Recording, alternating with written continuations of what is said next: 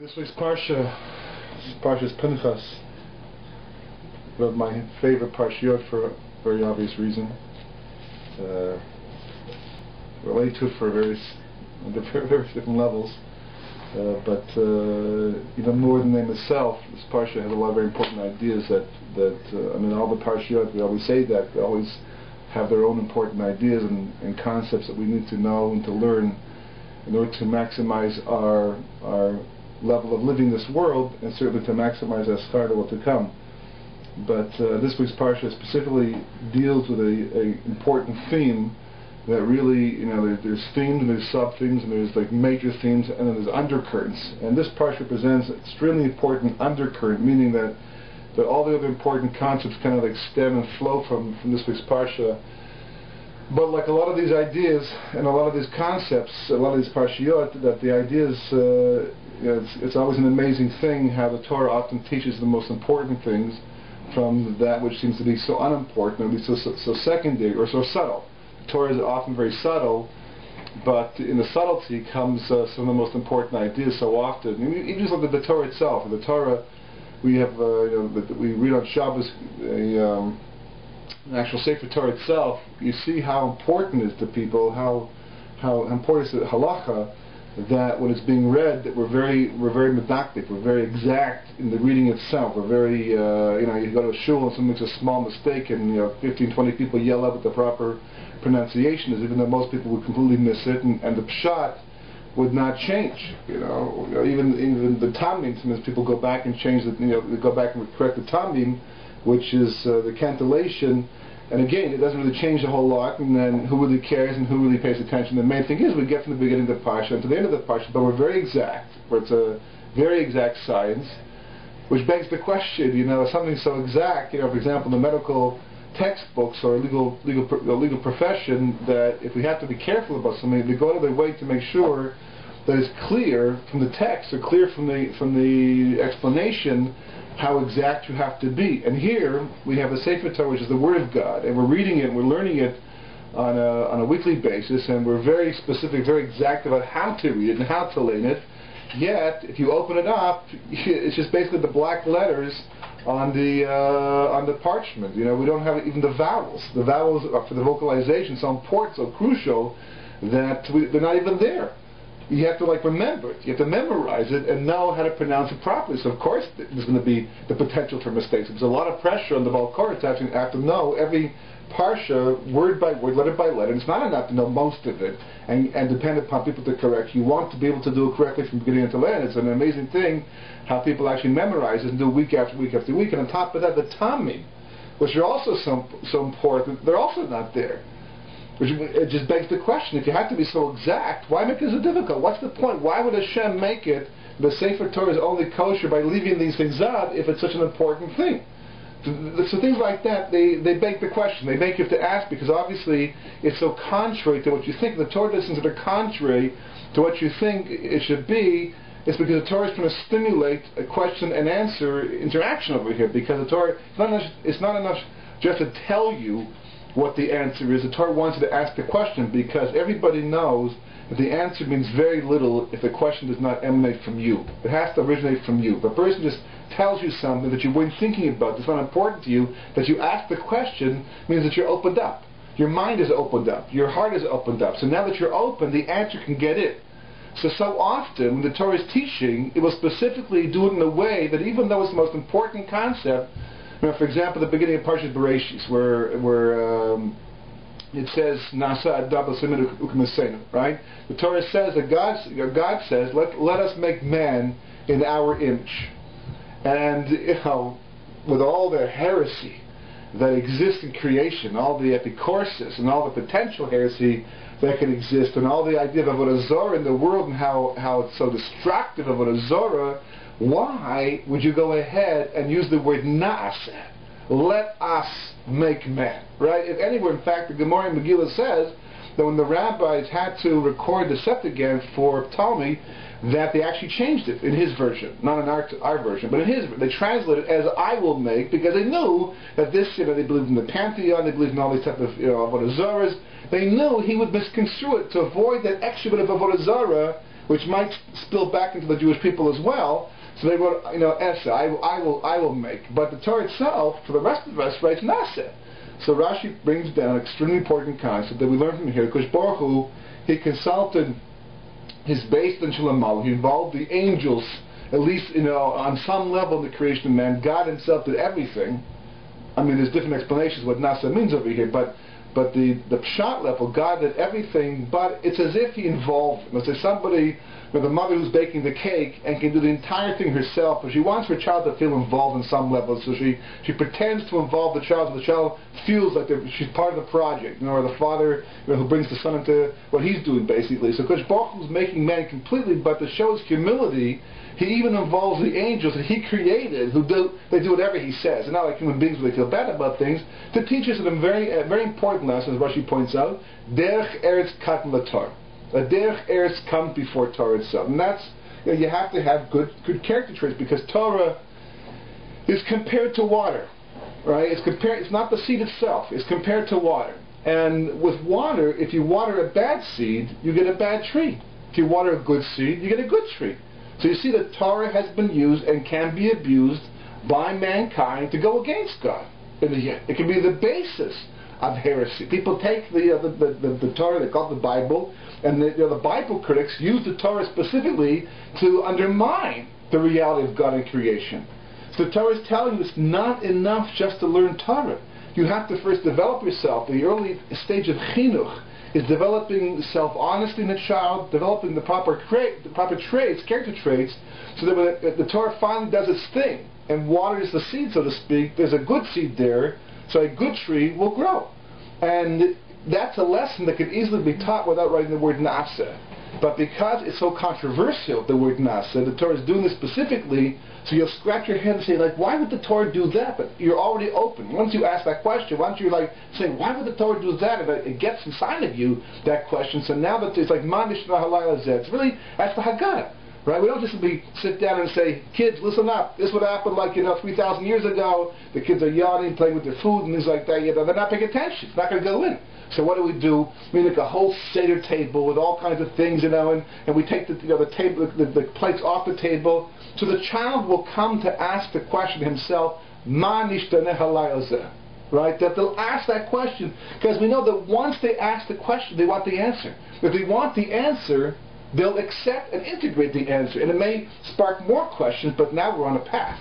Right? As someone once pointed out, that in the Western world, that people tend to bronze a child's first shoes. First baby shoes they got, they walk in those shoes, they bronze them, hang them up someplace, for the next 30, 45, 5,000 years or so, until they become an artifact. In the Jewish world, in the Torah world, we bronze a child's first kasha. That first question they ask, right? It's like, oh, did you hear that question? A simple question, but the fact is it's an intelligent question to ask that everybody should be asking too. And sometimes, by the way, the question that they're asking is adults miss it. The child picks up on it, but the adults miss it, and they stand back and say, that's a good question. You might know the answer, but it's a question that we should have asked, because the asking of the question itself is really, as our instructors in university used to point out when doing the exams, that the question is 2/3 of the answer. If you understand the question really well, in fact, sometimes they told you just write the question back in a statement form, and very often the answer flowed from that, because it gets the gears moving, gets your mind focused on what you're supposed to be thinking about. Okay, that's not always necessarily the case when it comes to university exams, but certainly when it comes to Torah, that's the issue. The Torah itself does things sometimes, like we spoke about in last week's Parsha, in Parshas Balak, about learning about the Yetzer Hara through Bilam, and not the way you're supposed to do it, but the lesson becomes more pronounced because it is not the way you're supposed to do it. So likewise, in this week's Parsha, unlike the previous Parshiyot, where you have a theme, as last week's Parsha Balak and Chukas before that, in Parshas Korach and Shlach Lecha, there's a theme. There's a story, there's a storyline, there's a theme. Everything seems to be connected. Everything seems to flow from that theme, what was going through the Parsha. So to connect with one section, there's a logical chronology to all the previous Parshiyot, but this one seems to be technically lacking some kind of chronology. There's times the Torah just throws things together, but again, it's not throwing things together. There's method to the madness. Kodesh Baruch Hu has a divine plan, and every single letter and word and paragraph and psuk and stum is put where it's put specifically because it teaches something. But there's times that it's obvious, and there's times it's not so obvious. This week's parsha starts off, it is obvious because it's a continuation of last week's parsha, where Pinchas is getting rewarded for the Mesiras Nefesh of having stepped in on behalf of the Jewish people by killing Zimri, even though he was a Nasi, as Rashi points out, and Cosby, and shocking the Jewish people back into reality once again, ending the Megefa, stopping the plague. They had killed 24,000 from the tribe of Shimon, and altogether 100. So it was subtract 176 subtract 24,000. Altogether, 176,000 people had died, because the 24,000 were the ones that died from the plague alone. And as some people point out, there's a connection between the 24,000 that died in Rabbi Kiva's time, his students. There's a very strong Kabbalistic connection over there. But 176,000 people died altogether, because many people died as a result of skila, being stoned to death because of the punishment for Avodah Zarah, because they got involved with Baal Peor, also part of last week's parsha. And Pinchas stops all that. And Hashem wanted to be clear to everybody that he was Heshiv Chamasi. He was not acting on his own behalf. He was acting completely with Shem Shemaim on behalf of HaKadosh Baruch Hu.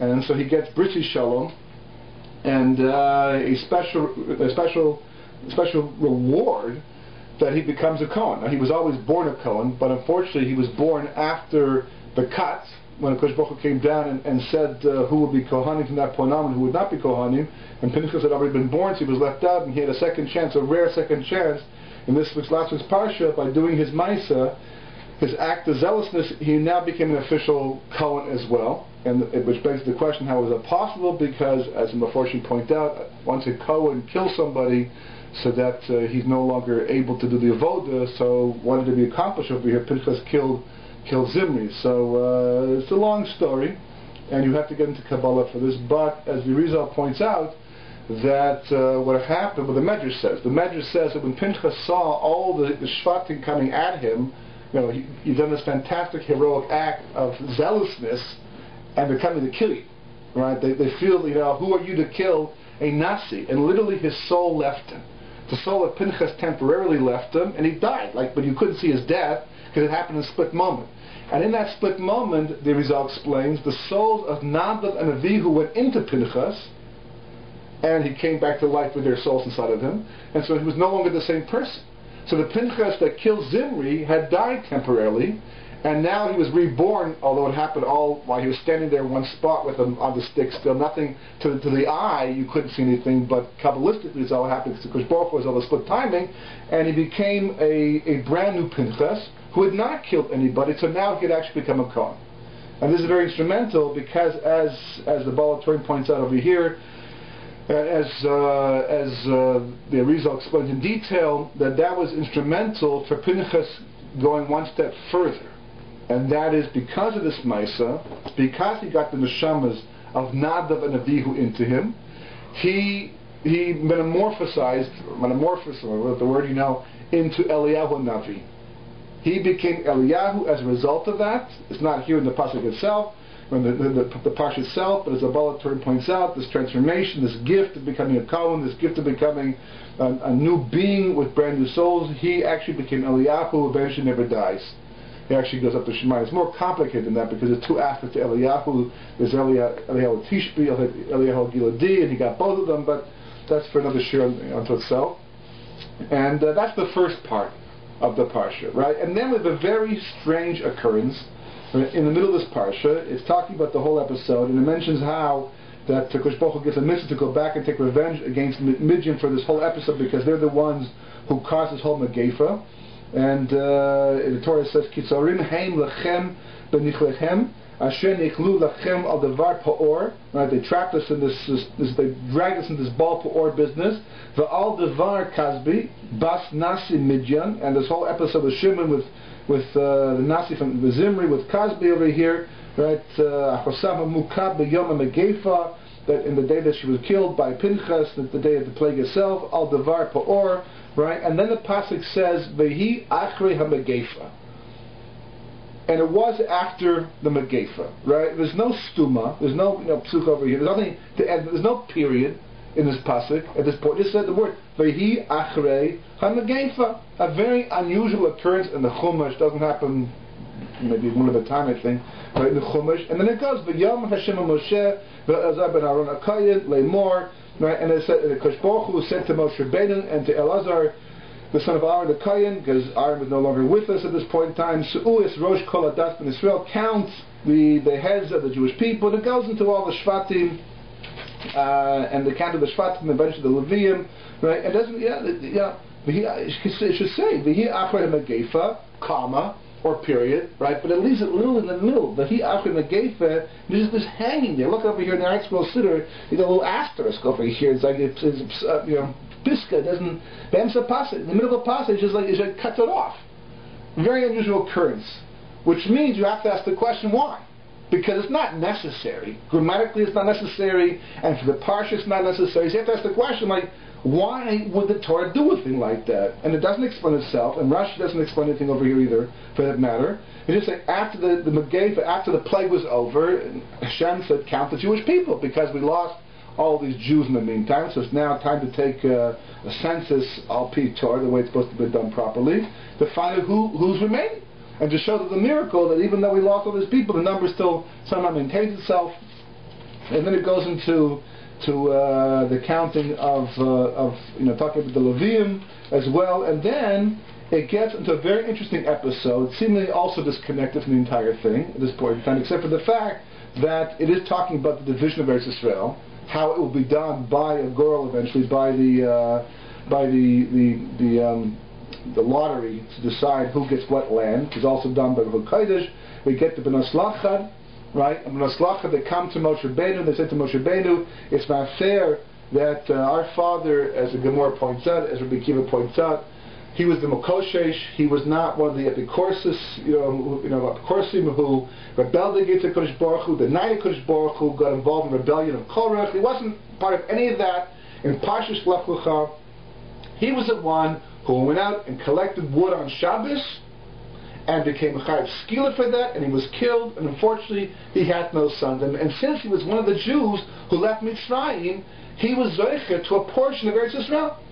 And now he has no sons to receive it, because at that point in time the Yerusha went from the father to the son, and we're just daughters over here, and we're not going to, the land will be lost. We will marry other people, and our land will disappear to our uncle, whatever the case may be. But it's a little fair. It's not fair. How can that possibly be?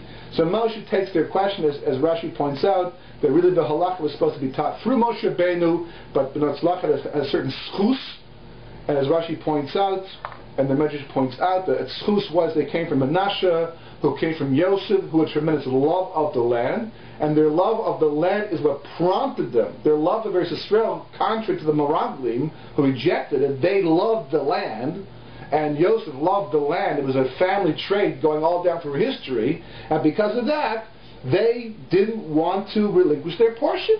So they had a schus. That schus, imagine this, the love of Eretz Israel, the schus that they were able to teach a halacha in the Torah forever. I would love to have my name mentioned as being the source of a halacha, not as a gaivadik thing, but as a schus type of a thing, that I should be the one, or my family, or part of a group of people, who came and said to Moshe Rabbeinu, we got a kasha. Moshe says, oh, that's a good kasha over here. Let me ask the Kodesh Baruch Hu what the answer is, and it gets printed in my name, in the Chumash forever. And on top of that, the word mishpatan, their judgment, has a large nun. And a nun is always special, right? Remember the nun from Parshas Balosach, the upside down nun, alluding to the reverse thinking of the nun shari bina. Likewise, the nun over here, the long nun, also presents the idea of the nun shari bina, right? The 50 gates of understanding. That was their madrega, right? That was their level of understanding that prompted them, because Eretz Israel is the land of nun shari bina, and that's why it's Yoshua ben Nun who takes them across the Yarden. And the Yarden, the word Yarden is Yerad Nun, right? Because at that point, at the border of Israel, that, inside is where the Nun Sharabina falls to the ground. That's where the Shefa comes down, that understanding. So they already had the connection to being the diaspora To be in the diaspora and have that love means that they're living on the Madrega of Eretz Yisrael, even in Chutz La'aretz. A very, very rare thing to be able to do. And that's why they love the land, and they cherish the land, and they ask for the land in the end, right? And that's associated with the concept of Nun Shar Bina, which is part of the word Mishpatan, to tell us that they're asking this question not simply because they want an inheritance, but because they see things on the level of Nun Shar Bina, a remarkable madrega for anybody to be able to be on. And that's where that question is coming from. So it's telling you, if you're lacking a love of Eretz Yisrael, if you're lacking a chesed to have a portion in Muled, it's because you're not living in the level of Nun Shar Bina. It may not bother you that you don't feel that lack. You may even feel grateful you don't have that sense of lack. But to not have it is to perpetuate the chet of the Meraglim.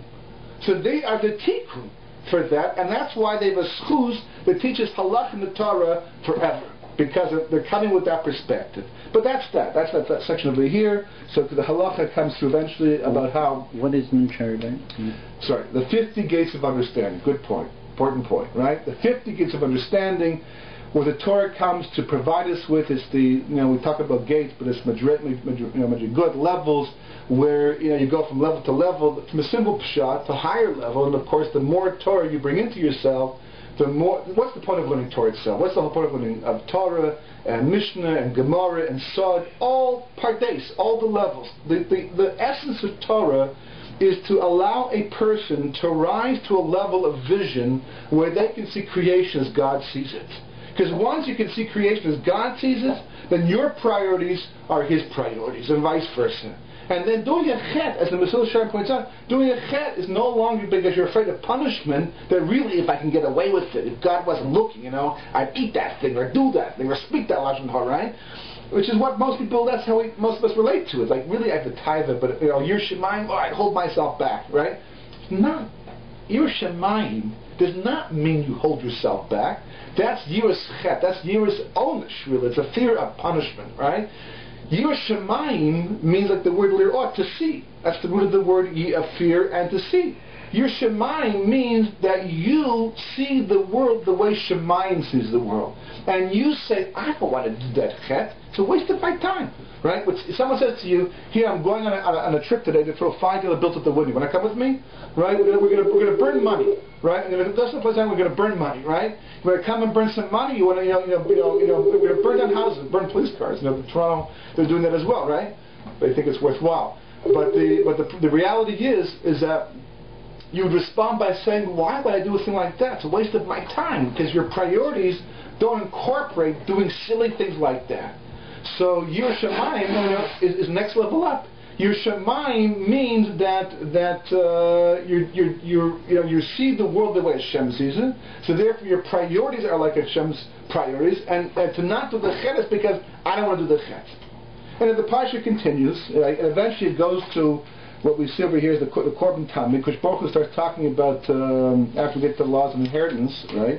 So, which all kind of stems from the B'nos Lachad. So eventually it goes over to a whole different Inyan altogether. I mean, it's got to be somewhere, so just put it over here. That little extra space, the cloth over here, good place to put it. Fits nice into the Sefer Torah. Korban Tamid, right? The continual offering, which we offer twice a day. In the Beis Hamikdash in the morning, first thing, and later on in the afternoon. In the morning was the mechaper for the averas, the sins of the Jewish people during the nighttime, and the afternoon, ben arbaim, Korban Tamid, was for all the chatayim, the sins that were done during the daytime. So we had full coverage, more than you get from OHIP, more than you get from Medicare, things like that. It was 24/7 Korban Tamid, which raises the question as how the Beis Hamikdash could be destroyed. The Jewish people were always having atonement. So that's a different discussion unto itself. It's actually part of my Parsha sheet for this week. If you want, you can take a look inside Perceptions. And then it goes to the rest of Karbanos and Pesach and Shavuos, and Rosh Hashanah, Yom Kippur, Sukkot, Shmini Atzeres, and finally the Parsha comes to an end by ending off by saying, V'yomer Moshe el b'nei Yisrael, Kechol asher tzivah Hashem es Moshe. Right? Moshe Rabbeinu told the Jewish people everything Hashem said to do was all done. So it's like a bunch of inyanim, a bunch of issues that seem to be completely unrelated. Pinchas, Eliyahu, the reward becomes a Kohen, the families count the Jewish people once again. Okay, I mean it fits, not like it's completely out of place, but is there a common thread? Is there an undercurrent? Is there some type of limud over here? And what's that possible? We stop right there, stop short. So the word Midian itself comes from a word that means like a knot. It means like a knot. What's a knot? You take a string, right? It flows like this. You take the string, you tie a knot, right? If it's a hose pipe and you tie a knot, the water can't flow. The concept of Midian is the opposite of continuity. Midian comes to destroy continuity, right? There's some continuities you want to destroy. If a person has a bad streak, they're doing bad things, you want to stop that bad streak and not do any more evil. But if it's a good thing, then the continuity has to be maintained. Jewish continuity has to be maintained. The future of the Jewish people depends upon the present and the past all combining. It's a flow. Jewish history is like a water flow, and if you dam it up, then it's gonna break down, and the flow can't go on. And as a result of that, there's no future Jewish people. We are here today, 3,320 years later, after the giving of Torah, and even further going back to Avram's times, a couple hundred years earlier than that, because of this concept of continuity. Something has been going on, right? Ma'aseh Avos Lebanim. Abraham gave over to Yitzchak. Abraham says to Kosh Baruch Hu, what good is everything I've done up until now if I don't have a son to give it over to? So Hashem could say, what do you want? You're going to the world to come. You are a tzaddik, you are Moser Nefesh, you did everything right, you're going to the world to come, you'll be done, what do you care? The world will go on without you. He says, no, because I began something here, and I want it to continue. I need somebody, Eliezer is a great guy, he's a great manager, he makes a great CEO, but he's not the hemshech of what I've done over here. He's not the kli, he's not the vessel to take all that spirituality I've built up and give it over to the next generation. And if I can't do that, then what have I accomplished in the end? It's like I never did anything. Because the Kiddush Hashem will die with me. So Hashem says, okay, I'll give you one. He's called Yitzchak. So Yitzchak is born, right? But they don't have children, they have to spoil. Again, what do you care? You lived, you had a miraculous birth, and you went through the Akedah, the binding of Yitzchak, and you've done all your mitzvahs, and you live until 180, and Zehu, what do you care, right? So you don't have children, big deal, right? All the people are your children today, just like Abraham was the father, you're the next generation, the father of all the people. What do you care? Because it's going to be a hemshech. It's got to be continuity. It's like gotta continue this thing, keep it going. It comes Yaakov, right? So Yaakov says, all these rocks become one in my head. I'll know that I won't fail, right? What do you care? So 11 of the 12 kids work out. So Yosef is missing. Big deal. Because whatever was done over here has been split up amongst 12 tribes. If one is missing, it's missing to the continuity. And if it's missing to the continuity, it's not going to survive. It's going to all break apart eventually. It's a package deal. It has to go on from one generation to another generation. And this is going on all through the years, all about Jewish continuity. Chinuch, the devotion to Jewish education, is all about continuity. The Jewish people came close to extinction. Hitler and Machshmal tried to do the exact same thing as Midian and Bilam and Balak, but we're fighting and we're struggling for Jewish continuity. So Midian comes in, what's Bilam trying to do over here? He's trying to break up Jewish continuity. That's the whole thing. So what does Pinchas do? Pinchas comes along and he removes him. He unties the midya, he unties the knot, so to speak, and allows two things to happen. One, the Jewish people to survive, more continuity, but more importantly, he restores the life-supporting relationship between God and the Jewish people, because death and exile are just the result of God pulling back his light because it's no longer worthy for light to come down. So Pinchas does his ma'aseh, he's angry on my behalf, he's jealous on my behalf. He allows the light to flow once again from Shemayim, because the word brocha comes from the word brecha, which means like a spring, a flow, right? He brings the brocha back to the Jewish people, and because he does that, he gets rewarded with continuity. Because you restored the continuity, you will now become Eliyahu Hanavi, who will never die. That's your reward, right? And how are we able to see that? Right? How does the Parsha bring it out? With a pasuk that breaks everything up. Fri Apr, this incredible passage at the story of Pinchas, the Torah comes in and uses the word, this verse. We're all going, why is the passage breaking up like this? Why is the parsha broken up like this, right? To tell you that he restored the continuity. You ask about the breaking up, it alludes to the continuity. When you say, why? What is this? The Megefa broke things up. Pinchas restored it. So also the Vav as well. The Vav is broken, and the word Brisi Shalom. Right? The Vav is a hefsek in the Vav itself, basically, to tell you that that's what he fixed up. Because the Vav also symbolizes the flow of light from above to below. And that's why he gets Brisi Shalom, which is why he becomes a Kohen, because the whole concept of the Kohen is to act as a conduit between the Kodesh Baruch Hu and mankind, and the Jewish people. So because you acted as the conduit for the flow of light, you now qualify to be a Kohen. That's what all this is about. So now we're establishing the theme of continuity. Let's see where it goes from here. We start counting the Jewish people, and the generations, and the people who are still surviving. To emphasize the fact that Jewish people, even though we lost these people, we're going to go on. We're going to survive, right? And because we're going to survive, and the whole thing is about continuity, what comes up? They come back and they say, what's going to happen in our family, right? We're all talking continuity over here. Pinchas becomes Eliyahu. The tribes survive, but in our personal family.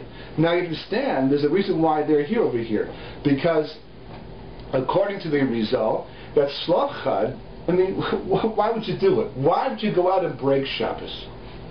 With the Shekhinah being there. We're not talking about being in Canada, someplace where people don't feel the presence of God the same way they went back then. Why would you go out and risk your life and break Shabbos and then become Chayav Skila? And to become Chayav Skila, death penalty, they have to warn him. If you do this thing, you're going to be guilty of breaking Shabbos, and we can kill you for that. And he had to say, I know that, and I'm doing it anyhow. With Moshe Rabbeinu, talk like that? What's he doing to me? So Rizal says that he was worried after the Meraglim that people would think the Torah no longer applies, because the whole point of Torah was for Israel. And we're now being stuck in the Midbar, so maybe Torah doesn't count. There's no continuity to Torah in the Midbar, he's saying. That's what people are saying. He says, let me show them it's not true. I will purposely break Shabbos, become Chayav Skila. Now, if people knew that was his Kavanah, he would not be Chayav Skila, because he would not be doing it for the reason of breaking Shabbos.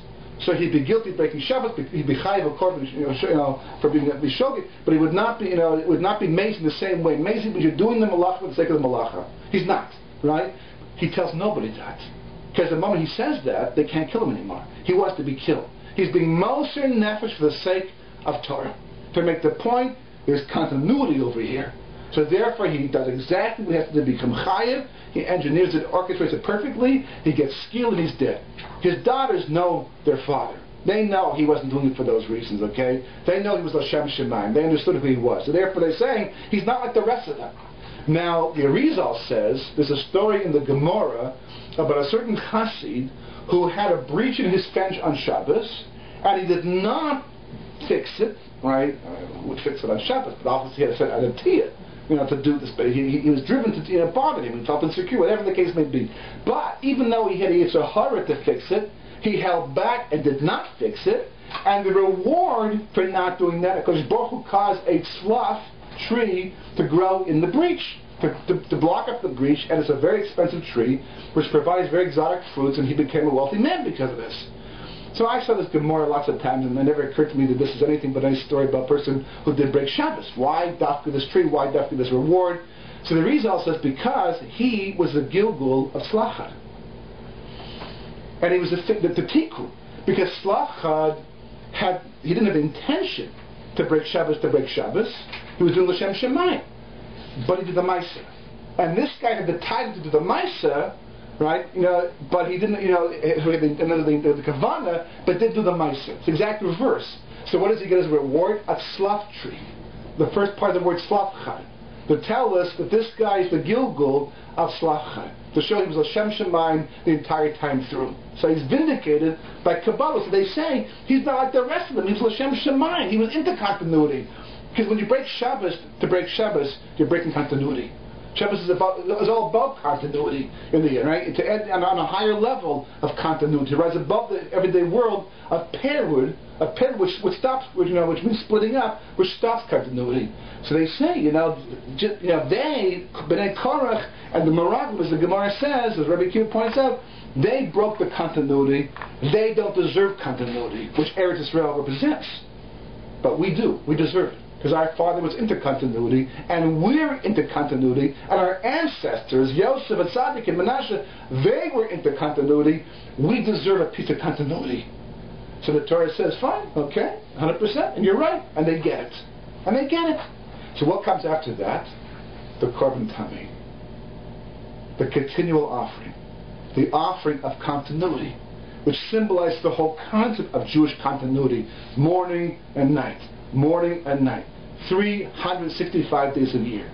And of course it ends off, the parsha ends off with all the karbanos for the Shlosh Regalim. Shlosh Regalim is about the Jewish cycle, the Jewish yearly cycle. It goes around, here we are almost by Tisha B'Av. It's the 3 weeks coming up. As of tomorrow, B'Ezras Hashem, it's already Yud-Zayin Tammuz.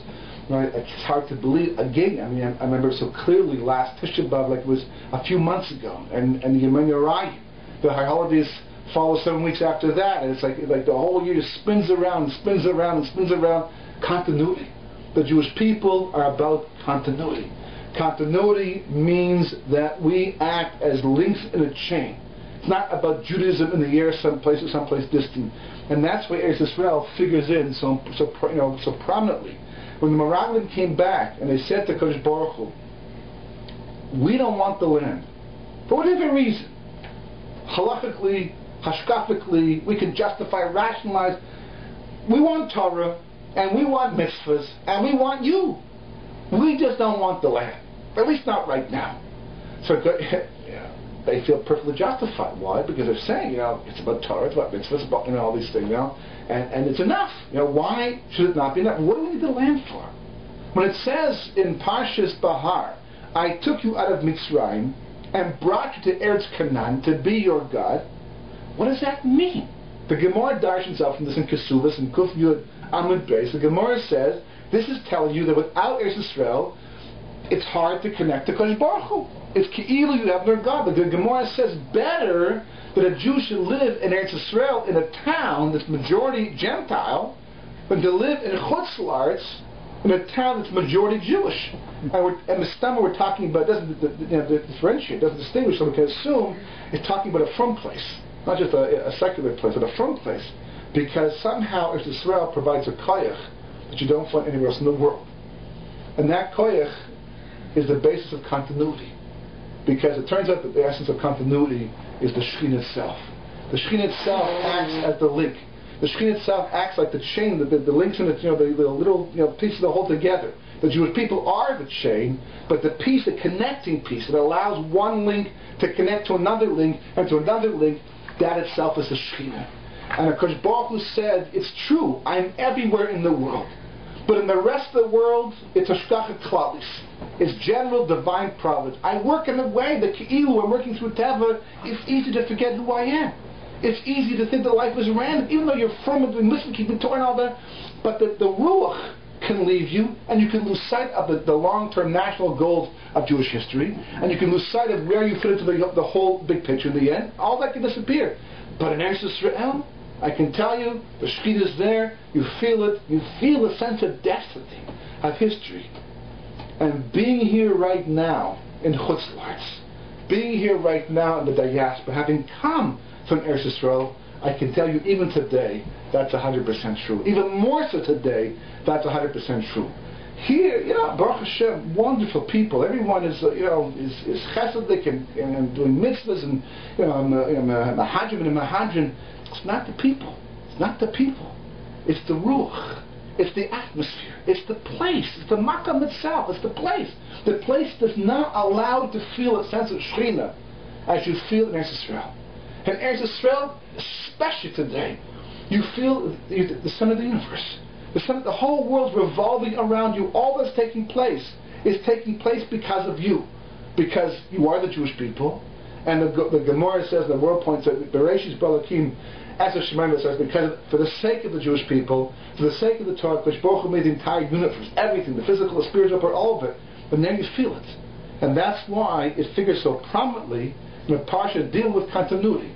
Because Eretz Yisrael is not just about a land, it's the Makom, it's the place of the Shekhinah. Even though the Shekhinah goes into Galus with us, the Shekhinah goes into exile with the Jewish people, not on the same level, but it's with the Jewish people in Eretz Yisrael. And as the Zohar points out, it never leaves Eretz Yisrael. Even when the Jews go out, the Shekhinah still remains there, waiting for Klal Yisrael. That's the essence of continuity. That's the basis of love of Eretz Yisrael. So that's why David Melech wrote, very important, Kosh Baruch, you'll get up and you will show mercy to Tzion. Tzion is the name of the Jewish people. We're talking about Geula. We'll need mercy as the Geula is coming. Because the appointed time, the time to favor is coming up. It's the time of the Geula Shlema is coming up, and Klal Yisrael will need Rachamim, mercy. Definitely, that's the case today. Why? And why should I show you mercy, Hashem says? Why? What's the basis of that mercy? Because you're doing Torah, you're doing mitzvahs? Yeah, okay, that will get you schar to come. What's the basis of the mercy? Says David Melech. Because your servants, they want her stones, and they cherish her dust. Why? Because that's the place of the Shekhinah. It's like somebody who's a close friend of someone you respect. Right? You value them unto themselves. But because they're so close to the person that you love and respect, you love them too. And you respect them too. And you want to hang around them as well. Because being around them is kind of like being around the person you can't get to, so to speak, or you want to be with in the end. So loving her stones, cherishing her stones, desiring Eretz Yisrael is another way to say that since Eretz Yisrael is so close to God, and I want to be close to God, I want to be close to Eretz Yisrael too. I want to be in Eretz Yisrael. I love the land because I love the Shekhinah. Because I want to be a link in that chain. I am devoted to Jewish continuity, and the land represents that. We should be Zoich. 3 weeks coming up, Tisha B'Av. If this should be the last Tisha B'Av, it shouldn't even be a Tisha B'Av. There's still 3 weeks to change the whole world. Things are changing so fast. The conditions of history, are all so unstable. And so much is happening so quickly, and at a moment's notice, we know the whole thing can flip-flop. Before Mashiach could be here, Keref Ayin, like the wink of an eye. We have 3 weeks. It should be that this Tisha B'Av is finally a day and a holiday of the final redemption. And as someone pointed out to me very recently, and it's, even if the Geula is 1 year away, 2 years away, even if the Geula was, let's say, 10 years away, God forbid, but hopefully it's only a few minutes away, right? That if that's the case, the Mashiach has to be here already. He has to be walking the face of the earth. He's probably 60, 70, maybe even 80 years old, like Moshe Rabbeinu. He was 80 years old when he got the tap on the shoulder to go free the Jewish people. For 80 years, he was walking the face of the earth. People didn't even know the Geula was coming. They were totally cut off from the whole concept of Yeshua. And yet Moshe was walking the face of the earth. We take it for granted. Mashiach has to be here now. He's in the world right now. It's just a question of what he reveals himself. And that will depend upon how much we want him to show up, how much we want him to come, how connected, how devoted we are to the Geula Shlema and the whole concept of Jewish continuity. Sure.